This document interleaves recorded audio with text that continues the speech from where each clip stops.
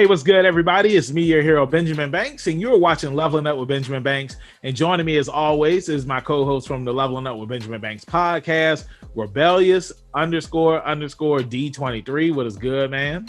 Hey, brother. Let's rock and roll. Hey, man, you already know what time it is. We're going to be doing a review for the Netflix movie, How I Became a Superhero. And before we get into today's review, make sure that you like this video, you subscribe to the channel, and you hit that bell button so that way you're always notified when we have new content here on Leveling Up with Benjamin Banks. Podcast also in the description. Like, follow, subscribe to the page, and thank you for watching.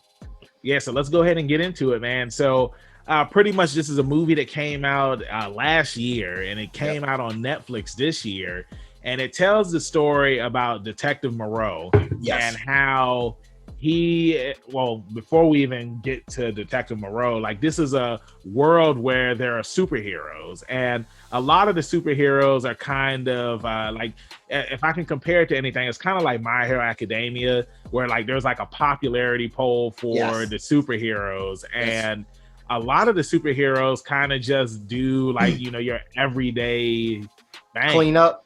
Clean up, like one of the heroes, like she has like a cooking channel and stuff like that. So it's kind of like, you could also compare it to Tiger and Bunny without the points. Yeah, that's true. Yeah, I'm surprised you didn't make that one. Yeah, I mean, like, that is true, because it's like, you know, you have superheroes who, like I said, it's just like they're just doing normal things that civilians would do, but it's just like, instead of them being like, I guess I can compare them to movie stars, like they're popular, so you know, people, they know who they are because they're superheroes. But now you have this new drug that is on the streets now where it's giving normal people superpowers. And you have Detective Moreau, who is somebody that, you know, handles these cases where it involves superpowered people. And the movie, it starts off with a club being set on fire, and they're just trying to figure out like who did it. Now, like I said, like, I kind of compared this to My Hero Academia. Like you just mentioned, Tiger and Bunny. Like, what were your thoughts on, you know, seeing Detective Moreau, like, you know, trying to go out here and protect the streets like your favorite superhero Black Lightning does? Yeah, no, it's funny. One that I'm sure, I don't think you watched it before, but as far as Moreau goes, he reminded me of a character from an anime, Darker Than Black. Because it's a show where you have these contractors, I think they're called, it's been a while, but they have, everybody that has a power has a price they have to pay. Like November 11, he has to always smoke. That's his price that he has to pay for his powers, for example. And I noticed that Moreau was always eating candy. And I was like, kind of, it just clicked. I mean, I'm sure you'll see that one day and you'll be like, oh, this is what he meant. And I thought that was kind of cool, but he seemed like something was wrong before, you know, long before you figure out, you know, or you get the backstory. But I thought he was a fun character. A lot of them in this, again, are. And then you get the depth behind him. So, yeah, really, it's like, you know, we see Detective Moreau, like, he's one of those cops where it's like he doesn't want a partner. He wants to work by himself.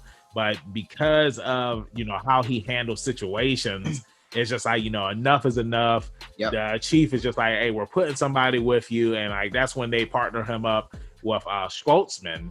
And pretty much she wants to work with him. And to kind of, you know, rewind it a little bit, it's just like they meet at one of the cases, and like he just treats her like she's a nobody. And then now they're partners, which is, you know, something that we see in a lot of, you know, buddy cop films, or you know, just TV shows in general, where it's just like you have that detective. It's like I don't want to be with anybody. I want to work by myself. And it's just like, nah, you know, you're too hot-headed. We need to put somebody with you. And we see how he treats Schwartzman the entire time when they're trying to work together. And she's just like, hey, I'm just trying to do my job. And Detective Moreau is just like, hey, I don't need your help. And we see, like I had mentioned, there's this new drug on the street, and the first power that is given everybody is the power to shoot flames. And then later on, we get another new drug, which gives people the power of electricity. And I just think that the whole, you know, here, if you take this drug, like, now you're a superhero, but like, this drug is dangerous. And very unstable. It's very unstable. And it's one of those things where it's just like, if everybody can have this drug. You know what I'm saying? It's like, what's the worst that can happen? Which is what we see. The club ended up getting burned down. Mm-hmm. You know, like on paper, it sounds cool. It's just like, hey, like I can shoot fire, I can shoot electricity. You know what I'm saying? But D, now let me ask you, if they offered you the drug, fire or electricity, like which one would you take? Probably neither. You know, I'm a straight edge kind of guy, so not easily swayed. Okay. But it's very interesting that this is the effect. You know, this is higher than any narcotic we know to man. And it's like, who wouldn't want to be a hero? So to a lot of people, it would persuade them, especially kids, you know? A lot of kids dream at a young age of being a hero, you know? Well, I mean, D, like to piggyback off of what you said, it's just like they don't want to be heroes. They're just getting powers. But you know what I mean? Like, it's very appealing to a young mind. Oh, for sure. Regardless of what you want to do with it. And that's the reason why they're targeting like younger people, because it's just like, yo, like you telling me that I can set things on fire, and it's just it's crazy. It's cool. Yeah, it is. You know what I'm saying? Very cool concept. Definitely a very cool concept, but you know, we see more of Detective Moreau's backstory and how he was working with a group of people. You know, it was 3 heroes: Monte Carlo, Callista, and then Gigaman. And pretty much they approached Detective Moreau because they felt that he had powers inside of him. So they take him under their wing, they train him, but it's just like he doesn't feel that he's ready. He doesn't feel like he's 100%. And because of this, Gigaman ends up getting killed while they were trying to stop a villain. And, you know, pretty much after that, that's when he was just like, hey, I don't want to be a hero anymore. I'm just putting my powers behind me. But then we see when after they arrest one of the, what are the people that sell drugs? Drug dealers. Pushers? One of the drug dealers, you know, the main villain in this movie, Naja, he sends his crew to go and get the drug dealer out of prison. Not prison, I'm sorry, jail. Yes. And they end up killing Schwartzman. Like, they blind her, then they push her off of the balcony. And then that's when Detective Moreau, like, he activates his powers again and he saves her life. And pretty much like his powers are he's a telepath. Yeah, I'm guessing it's kind of like, it reminds me a lot of Jean Grey, or actually it reminds me more of the Invisible Woman, because she can make those force fields somewhere in the middle of those two, but he can't turn invisible clearly. But yeah, and I mean, you see, like he got shot and he was able to push the bullets out of him, which was pretty cool. So he has a high durability. That's one thing that he has as well. And then, you know, of course, you know, we see that because his powers are coming back, that he wants to stop Naja. Because Naja, he ends up kidnapping somebody, and like they're trying to put powers inside of this girl and whatnot. And I do want to piggyback Banks. Yeah, go ahead.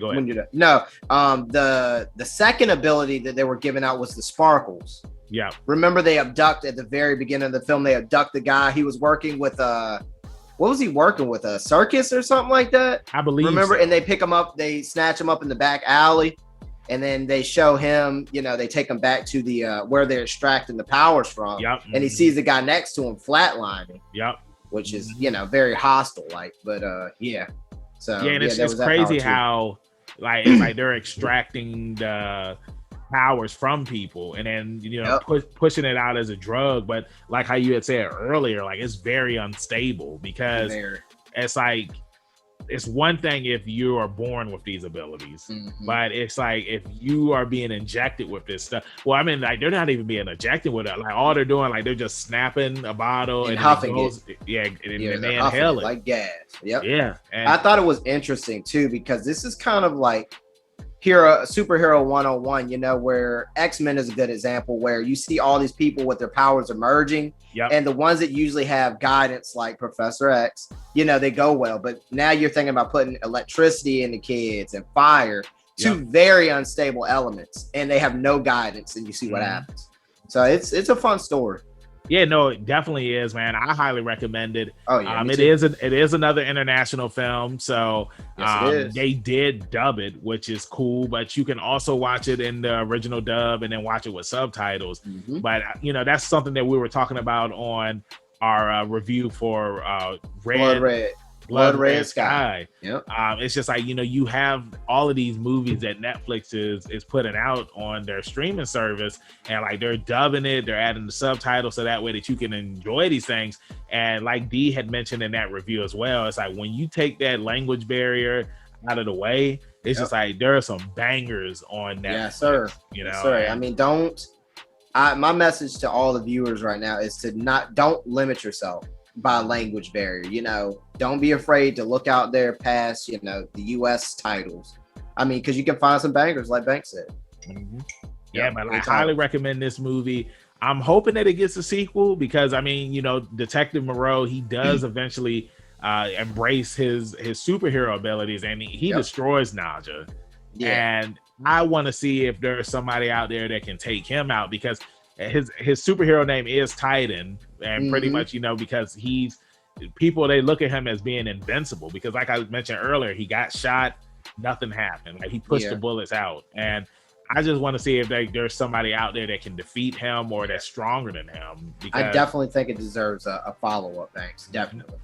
Yeah, and we see like he finally has the mask down, and like him and Schwartzman, they ended up sharing a kiss at the end of the movie. And it's one of those things. It's definitely a redemption story, because he had to redeem himself because he ended up getting Giga Man killed. And he does do that. And it's one of those things where it's just like he was trying to help. It was his fault, but it wasn't his fault. You know what I'm saying? Like he didn't know that the bullet was gonna ricochet and hit a tank that was gonna explode on the roof. Exactly. But that's one of the things that you have to deal with when you're a superhero. You never know what's gonna happen. So it goes back to that point again of nurturing your abilities and learning the ins and outs too. Whereas this is another case where he was rushed into it. Yeah. So. And I love the superhero references in this as well. And Monte Carlo, he was a fun character. It was just like, he always, hit up Moreau, and, was always joking with him, making the superhero references and whatnot. And, I enjoyed his power too. And like Monte Carlo, he's able to teleport, and I thought that was cool. And then Callista, she's able to see a couple of seconds, minutes into the future, so that way she can prevent something from happening. Or sometimes it's like something's already happening and it's like she can't stop it. So it's like I think that the powers that the heroes have on the show are pretty interesting. And like I said, like I'd be down to watch a second movie. Definitely. I would like to see it too. I think that it left a lot of space to improve on and move forward with the story. It's not like a closed case or a closed book. I think it's good. Yeah, we got to see what's going to happen next. So D, with that being said, 1 out of 10, what is your final rating for this movie? I'm gonna go with a 7 out of 10. I really enjoyed it. I like to see where it goes after this, man. I thought it was solid for an international film. Really enjoyed the powers, Titan, he the man. You know what I'm saying? And you? For me, I'm going to give it an 8 out of 10 just because like I love superhero stuff. And there wasn't a dull moment in this movie. And I like the pace. The pacing was fine. And I just love that everybody had different abilities. I loved how they used the drug that anybody can become a superhero. And originally when I had first saw the name of how I became a superhero, I thought it was going to be something along the lines of Moreau. He was going to end up getting the drug inside of his system or something. That's what I was thinking initially. And then he was going to end up becoming a superhero, but he was already a superhero. Exactly. So, he was just ashamed of what he had, kind of. Exactly. So, like I said, highly recommend this. Hop in the comments. Let us know if you watched this show. Let us know what you thought about it. Did you like it? Did you hate it? D, let them know where they can find you at in social media land. That's going to be rebellious_D23 at Instagram.com. Thanks. If they need a hero, if they need another hero, tell them where they can find you at. And you can find me, your hero, Benjamin Banks, at KingBenji_Banks on Facebook and Twitter and Instagram. I butchered that. You can find me on Facebook at Benjamin Banks. And I should be the first person that pops up. If not, then I need to contact Mr. Zuckerberg. It's KingBenji_Banks on Twitter and Instagram. Make sure that you check out some of our other reviews and our interviews and reaction videos that we have here on the channel. And with that being said, like I always say, keep that pinky up, stay positive.